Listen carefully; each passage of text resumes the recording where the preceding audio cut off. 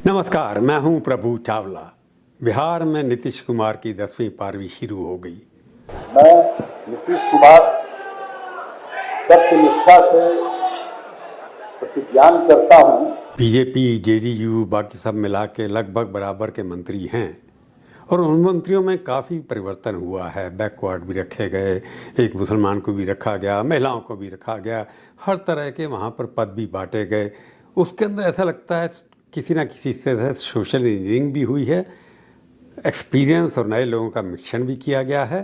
परंतु बिहार का एक्सपेरिमेंट क्या है कि बीजेपी ने वहाँ पर किस तरह का एक्सपेरिमेंट किया है? नीतीश को मुख्यमंत्री दोबारा से बना लिया है, क्या किसी बड़े सामाजिक परिवर्तन की तरफ बीजेपी बिहार को ले जा जाती है? इसी पर होगी हमारी आज की प्रभुवाणी। आपका स्वागत है इस विशेष चर्चा में। आज बातचीत उस राजनीतिक विस्फोट की करेंगे जिसने बिहार की सत्ता की तस्वीर ही बदल दी। पहली बार बिहार का गृह मंत्रालय अब बीजेपी के हाथों में है और उसकी कमान दी गई है सम्राट चौधरी को, वही सम्राट जिन्होंने पद संभालते ही एक वाक्य सुनाया, अपराधी बिहार छोड़ दें या जेल में होंगे, कोई तीसरा रास्ता नहीं। अपराधियों के लिए खैर नहीं है, अपराधी के लिए ये बिहार नहीं है, बिहार से बाहर ही अपराधी को जाना होगा। ये बयान किसी प्रेस कॉन्फ्रेंस में नहीं था, एक खुद खुला युद्ध घोष था, अपराधियों पर भी और परोक्ष रूप से राजनीति पर भी। बिहार में से पहले ऐसी घोषणाओं का स्वर शायद ही किसी गृह मंत्री ने अपनाया था। उनकी ये भाषा बुलडोजर मॉडल की ओर इशारा करती लगी, एक ऐसा मॉडल जिसे हमने उत्तर प्रदेश में देखा। अब सवाल उठता है, क्या बिहार यूपी बनने जा रहा है? ये मॉडल कुछ को लगता है अपराध मिटाने का सबसे तेज तरीका। हैरानी, यदि आप सत्ता विरोधी हैं या किसी खास पहचान से आते हैं तो बुलडोजर आपकी दीवार पर दस्तक देगा। अब सवाल पूछिए, क्या यही न्याय है? क्या यही शक्ति है? क्या ये अपराध खत्म करने का तरीका है या राजनीति का नया हथियार है, वेपन है? यानी अपराधियों को खुले शब्दों में चैलेंज। और ये एक सिर्फ शैतानी नहीं है बल्कि होम मिनिस्टर का ऐलान था, एक नए राजनीतिक दौर का ऐलान, बुलडोजर दौर का ऐलान बिहार में भी। अब सवाल उठता है कि क्या ये बयान अपराधियों के खिलाफ था या ये दावा किसी और की और भी की जा रही थी, क्योंकि सम्राट चौधरी का अंदाज यूपी के मुख्यमंत्री योगी आदित्यनाथ जैसा दिखाई दे रहा था। वही बुलडोजर की भाषा, वही एनकाउंटर की चेतावनी, वही क्राइम फ्री की हुंकार। ऐसा लग रहा है बिहार यूपी के मॉडल को कॉपी कर रहा है। लेकिन कि बिहार इसकी कीमत चुकाने के लिए तैयार है या सामाजिक दृष्टि से तैयार है? यही कहानी पे असली ट्विस्ट आता है। जिस बिहार के नए गृह मंत्री अपराधियों के खिलाफ जंग छेड़ने जा रहे हैं, उसी विधानसभा में 53% यानी आधे से ज़्यादा विधायक खुद आपराधिक मामलों में आरोपी हैं। लगभग 130 विधायक आरोपी, और ये आंकड़ा कोई सामान्य नहीं है कि इनमें से सिर्फ चोरी, झगड़ा या भीड़ का मामला नहीं है। 42% विधायकों पर गंभीर अपराध के केस हैं, यानी हत्या की साजिश, हिंसा, महिलाओं से जुड़े अपराध। अब सुनिए असली झटका जो विरोधी कह रहे हैं। इनमें सबसे ज़्यादा संख्या किस पार्टी की है? हाँ, बिल्कुल वही पार्टी जो इस वक्त सत्ता में है, जो बुलडोजर की भाषा बोल रही है। बीजेपी के 43 विधायक गंभीर मामलों में आरोपी हैं। चलिए और आगे बढ़ते हैं। बीजेपी इस वक्त बिहार में सिर्फ शासन करना नहीं चाहती, वह बिहार में एक नया चेहरा गढ़ना चाहती है, ऐसा अनुमान विरोधियों का है।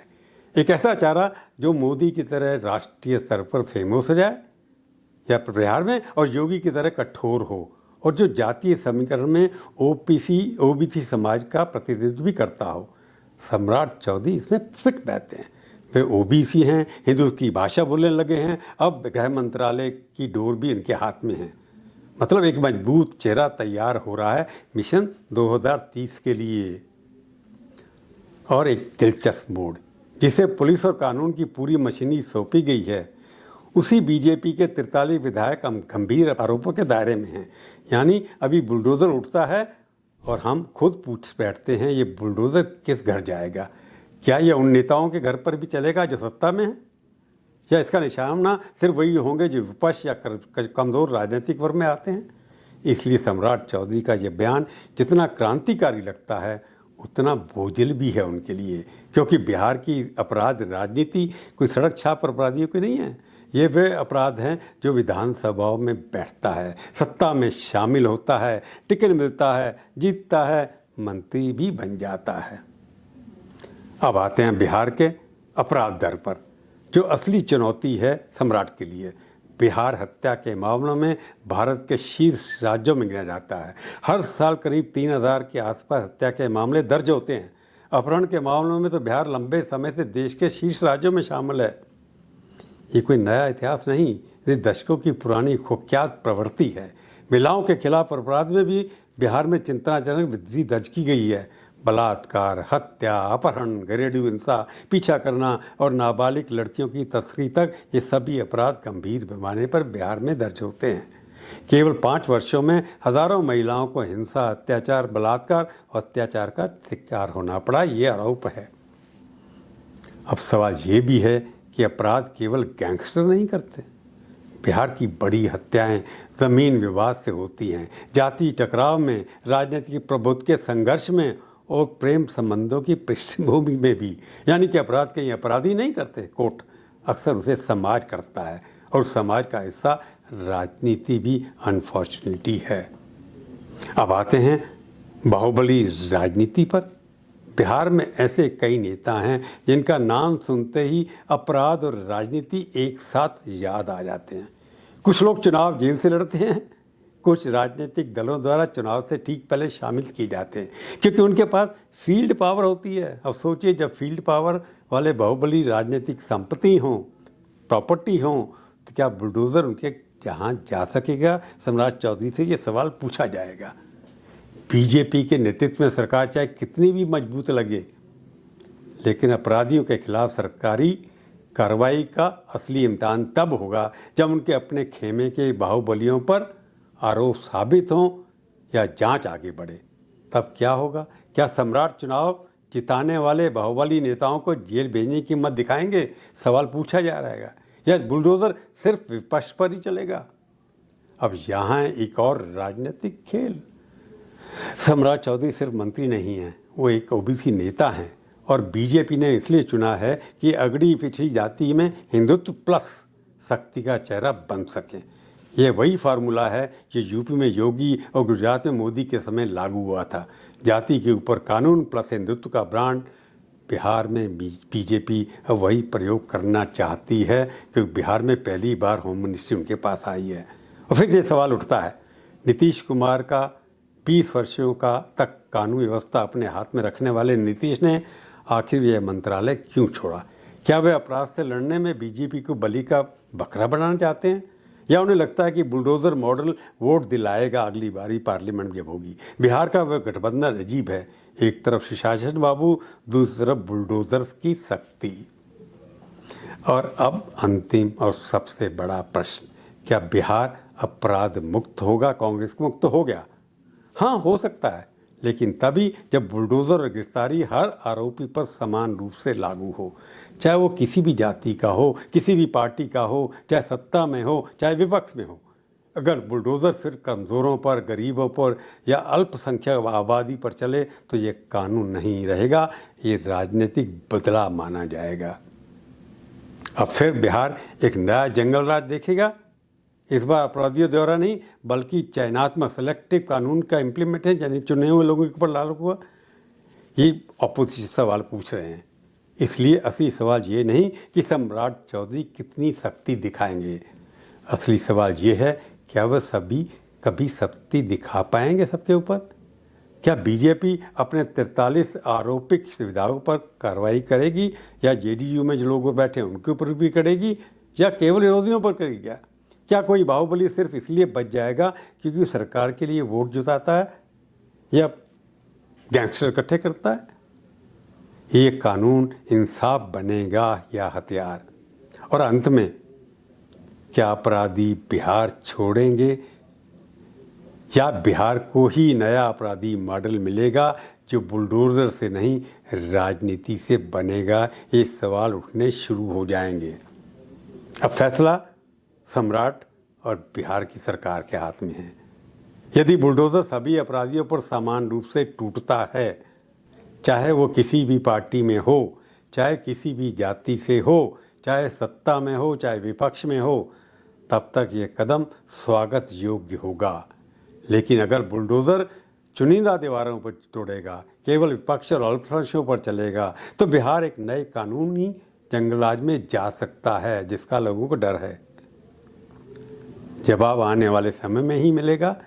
सम्राट चौधरी को अगर अगला मुख्यमंत्री बनना है, उनको ये साबित करना होगा।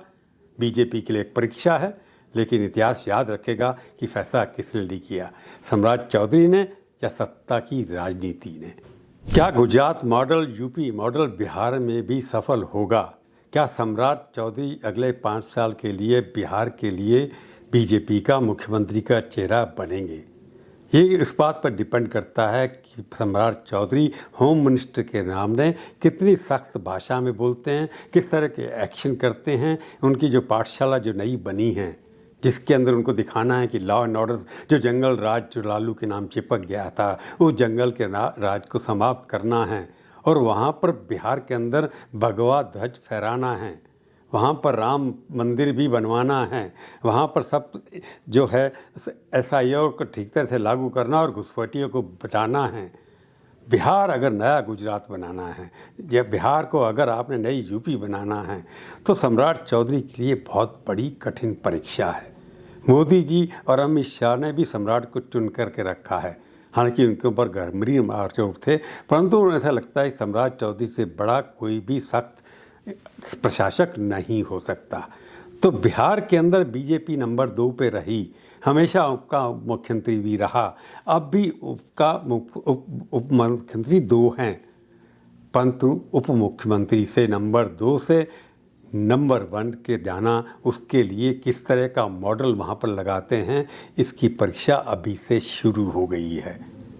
उनके पास अभी तक बिहार के अंदर बीजेपी के कार्यकर्ता और मंत्री बाराती थे, दूल्हा अभी तक नहीं बन पा रहे थे। अगर उनको दूल्हा बनना है सम्राट चौधरी को, तो उसको अपनी बारात के अंदर बहुत सारे परिवर्तन करने होंगे और अपनी छवि बनानी होगी, जिसके अंदर लॉ एंड ऑर्डर, विकास और शांति, सुरक्षा और घुसपैठियों को प्यार से बात करने से ही उनकी सफलता दिखाई देगी। आज की प्रभुवाणी में केवल इतना ही। फिर मिलेंगे, फिर बात करें किसी और विषय पर। जाने से पहले एक बार फिर कहता हूँ, आप मेरा चैनल देखिए, उसको सब्सक्राइब करिए, शेयर करिए, उसको टिप्पणियाँ लिखिए, अच्छी, बुरी, खट्टी, मीठी, मैं ज़रूर पढ़ूँगा, जवाब देने की कोशिश भी करूँगा, बुरा नहीं मानूँगा। जय हिंद।